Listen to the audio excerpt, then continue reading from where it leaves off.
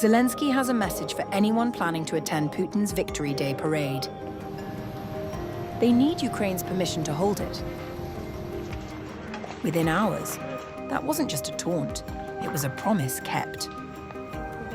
Overnight, Ukrainian drones hit a major Russian oil refinery, a defense facility, and sent 26 drones towards Moscow itself. The parade is tomorrow, and Red Square might not be the place foreign diplomats want to be in.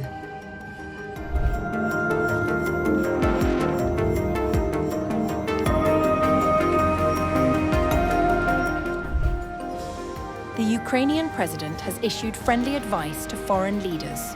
Do not travel to Russia to attend Putin's victory parade, and if you do, the risk shall be your own. In his evening address on May 7th, Zelensky said Kyiv had received word that representatives of countries close to Russia were planning to attend the May 9th celebrations in Moscow. His message was direct. They want Ukraine's permission to hold their parade, to safely gather in the square for 1 hour once a year, and then continue killing our people and waging war afterward. Russian officials are already speaking about strikes after May 9th.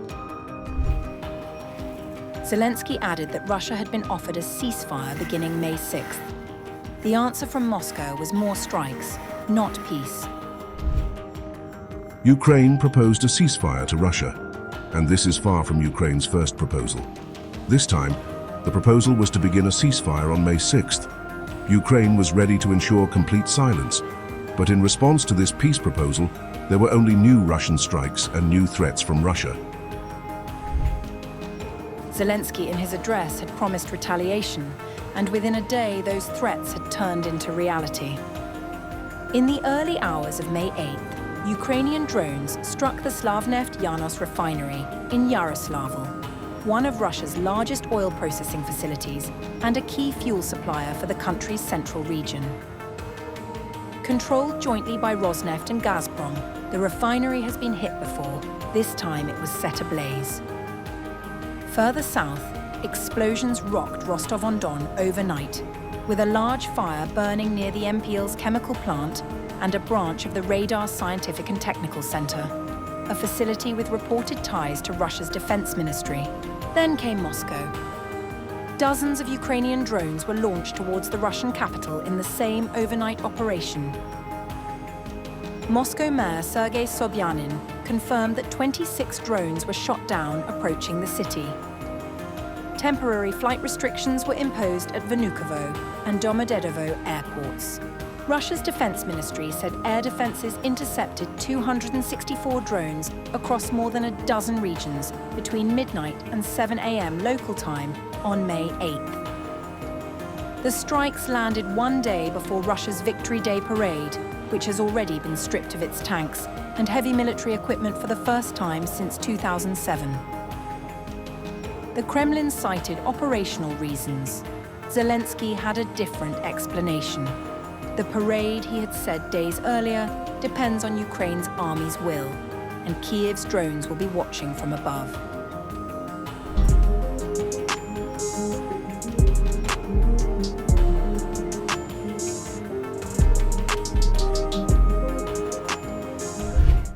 Russia has issued a direct warning to foreign diplomatic missions in Kyiv, urging them to evacuate staff ahead of possible large-scale strikes linked to Moscow's May 9th Victory Day commemorations. Moscow warned that any Ukrainian attempt to disrupt the annual Victory Day parade in Red Square could trigger retaliatory attacks on the Ukrainian capital, including what Russia described as decision-making centers. Russian Foreign Ministry spokeswoman Maria Zakharova said, "The Russian Foreign Ministry strongly urges the authorities of your country, the leadership of your organization, to treat this statement with the utmost responsibility and to ensure the advance evacuation from the city of Kyiv of personnel of diplomatic and other missions, as well as citizens, in view of the inevitability of a retaliatory strike by the armed forces of the Russian Federation against Kyiv, including centers of decision-making, should the Kyiv regime attempt to carry out their criminal terrorist plans." The warning comes amid heightened fears surrounding this year's Victory Day parade. one of Russia's most symbolic military ceremonies commemorating the Soviet victory over Nazi Germany in World War II. For the first time in nearly 2 decades, Moscow is preparing a scaled-down parade without the usual display of heavy military hardware, reportedly due to concerns over Ukrainian drone attacks. Russian authorities have also been moving additional air defense systems towards Moscow ahead of the event.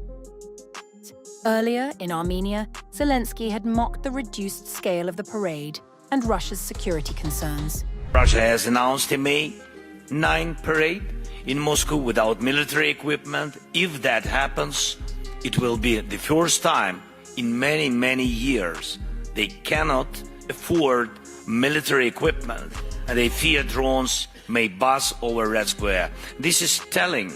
It shows they are not strong now. Zakharova accused Zelensky of threatening the commemorations during remarks delivered at the European Political Community Summit in Armenia. She stated, On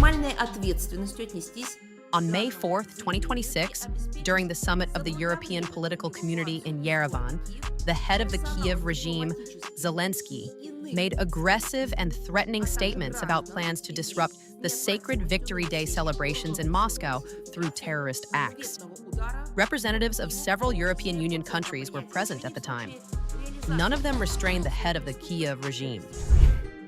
Writing on X on May 7th, Zelensky claimed that Russia was redeploying air defense systems from other regions to protect Moscow, arguing that the move exposed vulnerabilities elsewhere inside Russia. This indicates that the Russian leadership is not preparing for the ceasefire that has been the subject of so many statements, and is more concerned about its parade in Moscow than about the rest of Russia. At the same time, we observe that this creates additional opportunities for our long-range sanctions. We will define our corresponding priorities. The exchange comes as both sides accuse each other of violating competing ceasefire proposals ahead of Victory Day.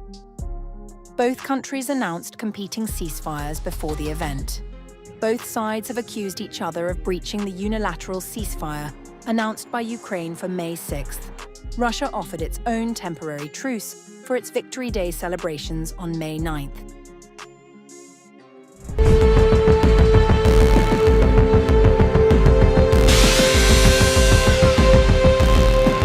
Russia is building a wall of steel around its own capital, not on the front lines or near Ukraine, but around Moscow itself.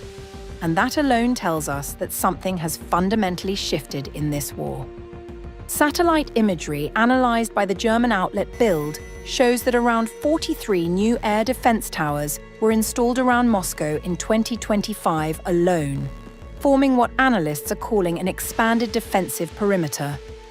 These aren't symbolic installations. They're Pantsir S-1 systems mounted on rooftops, landfill mounds, and key transport corridors. Alongside them are larger S-300 and S-400 batteries. Some of these new positions are being built directly on top of old Soviet-era S-25 Berkut sites, which means Russia is essentially recreating its Cold War defensive architecture. For a country that spent 3 years projecting strength and invincibility, that is a striking admission.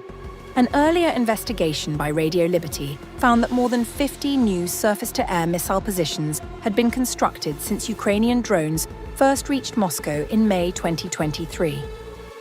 The systems now form overlapping defensive rings around the city, with some layers positioned even closer to the capital than the original Soviet lines.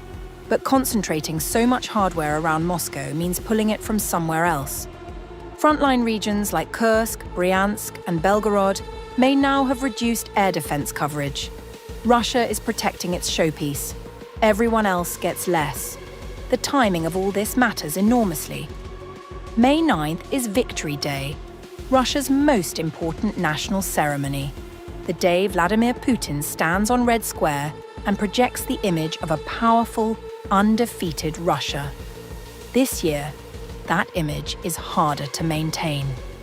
The Kremlin has already confirmed that for the first time since 2008, there will be no armored vehicles or missile systems at the parade. The official reason is a terrorist threat from Ukraine. Ukrainian President Volodymyr Zelensky has not been subtle about what that means. Speaking at the 8th summit of the European political community in Yerevan on May 4th, he said, Russia has announced a May 9 parade in Moscow without military equipment. If that happens, it will be the first time in many, many years. They cannot afford military equipment, and they fear drones may buzz over Red Square. This is telling. It shows they are not strong now. The nervousness in Moscow is real and visible. Several mobile phone operators announced that the internet would be restricted across Moscow and St. Petersburg for much of the week leading up to May 9th, citing security concerns.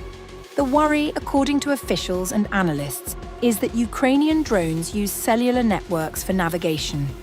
The disruptions are already affecting daily life, with messaging apps, taxis, and banking services going down. Alexei Zhuravlyov, the deputy head of the State Duma's Defense Committee, described the parade itself as a dangerous event and warned of possible Ukrainian drone swarm attacks. And then, in the early hours of May 4th, a Ukrainian drone struck a residential high-rise in a wealthy neighborhood in southwest Moscow, less than 10 kilometers from the Kremlin and Red Square. Russian officials said there were no casualties, but the building's facade was visibly damaged. Mayor Sergei Sobyanin confirmed the strike and said 2 other drones were intercepted that same night. Russian authorities said 117 drones were intercepted across several regions between Sunday and Monday. 60 of them were aimed at St. Petersburg alone, which the regional governor described as a massive attack. It was the 3rd consecutive night Moscow came under drone attack, 3 nights in a row, days before the parade. A European intelligence assessment adds another layer to all of this. It suggests Putin is not only worried about external drone strikes, but also fears internal threats, including a possible assassination attempt or coup, with drones specifically flagged as a potential method.